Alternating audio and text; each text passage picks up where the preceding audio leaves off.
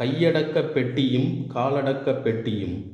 என் மரணம் குறித்த முன் அறிவிப்பை வெளியிட்டுத்தான் நான் எழுதத் தொடங்கினேன். என் நூலை வெளியிட்டவரும் நானும் சந்தித்து கொண்டதில்லை. காற்றலை கடலலை உலகத்தில் நான் கற்றவை. என்னை கடந்து சென்றவர்கள் என் உயிர் நிறுத்தத்தில் இறங்கவில்லை. வாழும் நிறுத்தத்தில் இறங்காதவர்கள் வாயக்கட்டி நிறுத்தத்தில் இறங்குவார்கள் என்பது என் கவிதை எனக்கு எழுதி வைத்த அஞ்சலி. அவரவர் இடமற்று அஞ்சலி குறிப்புகளை எழுதியவர்கள்.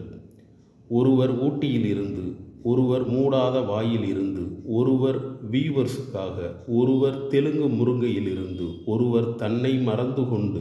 இன்னும் மூடிய பெட்டிக்குள் என் முகம் இருந்தாலும் முகநூலில் மூடாத முகமாக நான் இருந்தேன். திறக்காத பெட்டிக்குள் எறும்புகளும் என்னை போன்று உதிர்ந்த இலைகளும் என்னை சந்திக்கின்றன. திறக்காத பெட்டிகளுக்கு முன் திறக்காத நூல்கள் இல்லை. மதுரையைச் சேர்ந்த ஆசிரியரும் பெண் கவிஞருமான ஒருவர் புற்றுநோயால் மரணித்த போது அவர் நினைவாக எழுதியது.